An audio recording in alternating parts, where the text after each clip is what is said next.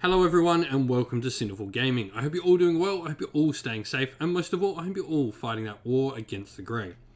Today's video, we're going to talk start collecting Warhammer Age of Sigmar with the brand new Warcry box sets that are coming out. In this video, we're going to talk about grabbing a couple of those box sets, combining them and adding just a little bit of other units to it to create a 1000 point starting army force. The box sets that are coming out for Warcry are generally pretty good value, you're saving a little bit of cash on them, and they give you a great variety of miniatures. Today's video, we're going to talk about the Daughters of Khaine Warcry box set, how purchasing 2 of them, plus some other stuff, will grant you a 1000 point army list. We'll start off by talking about the contents of the box set, and then talking about some other units and boxes we should grab to add on to, and finally finish off the video with a little sample army list for you to use. And so, talking about the 2 units we have in here, the first one we have the Melusai box set.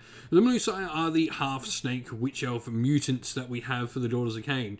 You can build one of 2 options. You can either build the Blood Stalkers, which are the ranged option. They do mortal wounds on their shooting attacks on 6 to hit, or you have the Blood Sisters, which are a combat variation, which can do some mortal wounds in combat.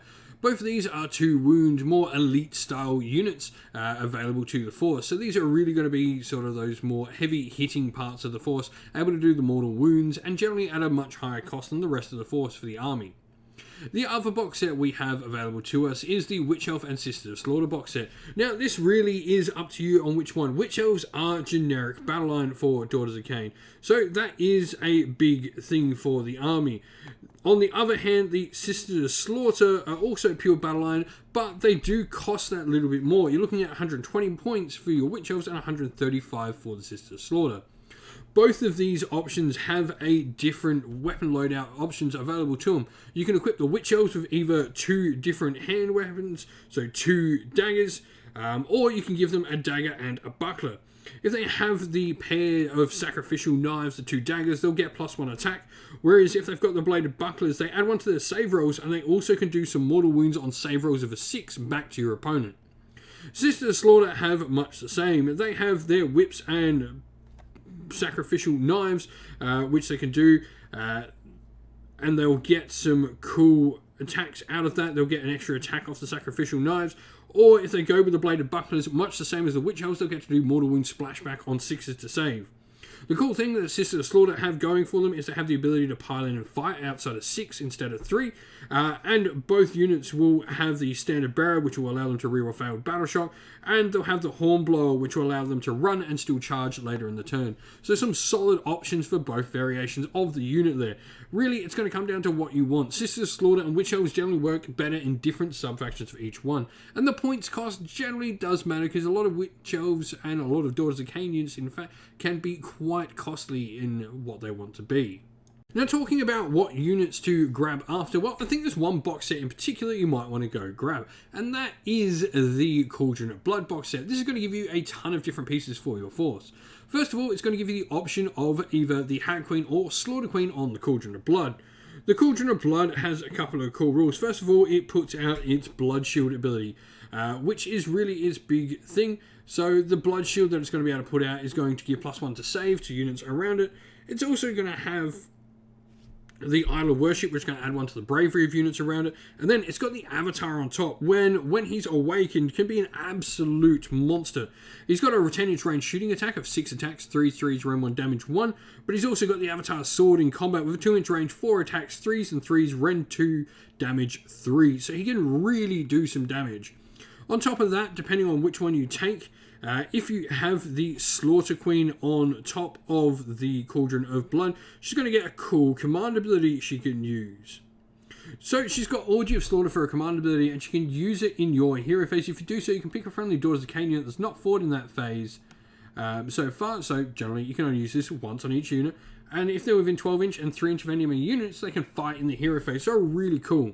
On the other hand, the Hag Queen is going to give you the ability for the Witch Brew, which is going to give you the ability to reroll wound rolls on a 5-up, though this does get benefits as the game goes along. You'll get bonuses to this. The other options to build is, if you choose to build the Hag Queen or the Slaughter Queen on top of the Cauldron, you'll get a Bloodwrack Medusa on foot.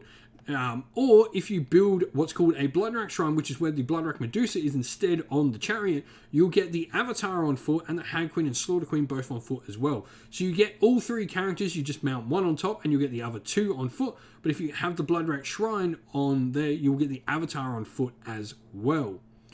So with that said, what the Bloodwrack Medusa does, she's got a cool mortal wound attack at range where she rolls a number of dice for the amount of models within range of her and can do some mortal wounds. And she's also a wizard, giving us access to some of the amazing spell laws available to the Daughters of Khaine.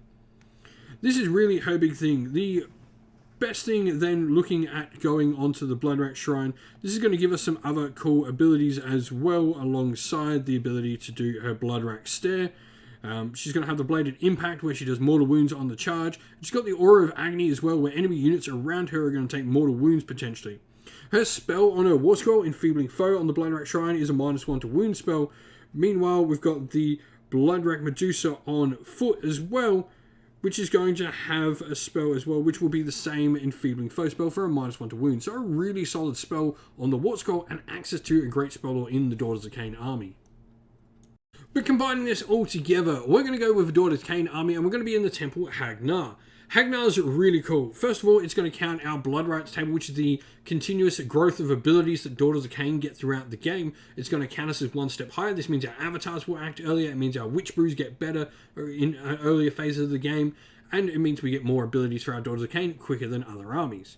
Ulgu, Mortal Realm, it just makes sense. And Hold the Line because we've got some decently survivable battle line units in this army. For a Triumph, we've got +1 to wound. Generally, this is probably the weakest part, is the wound rolls of some things like Witch Elves.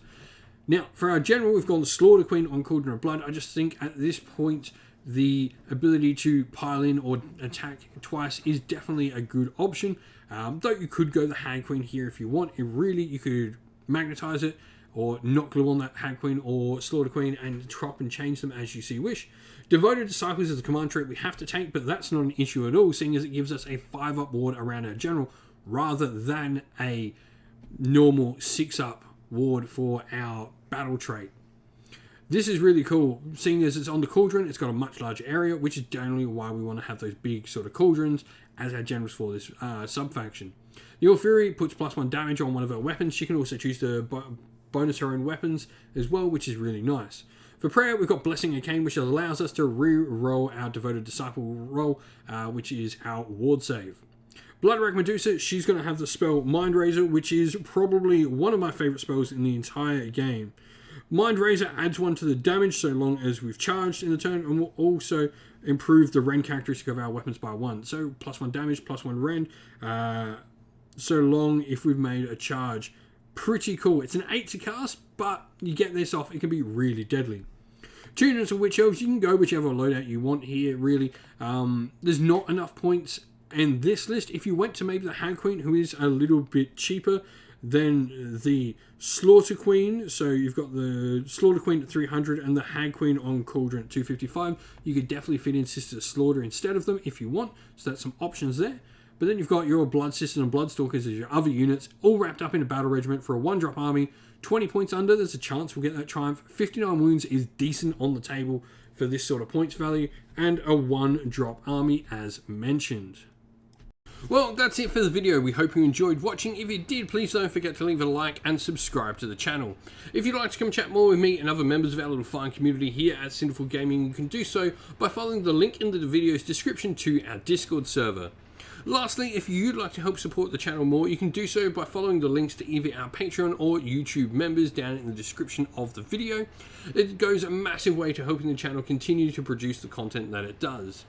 We'd like to give a special shout out to all our patrons and YouTube members, so a special thank you to our Patreons: Christian Weir, James Soren, Greenskins Gaming, AJC, Kenny Lowell, Outer and Shop First, Andrew Bowen, Nathan Fee, The Rising Ape, Cure Dynamic, Agu, Anthony B, Anton Nilsson, JJ Austrian, Average Wargamer, Domir, Mark Harvey, James Cater, and Samuel.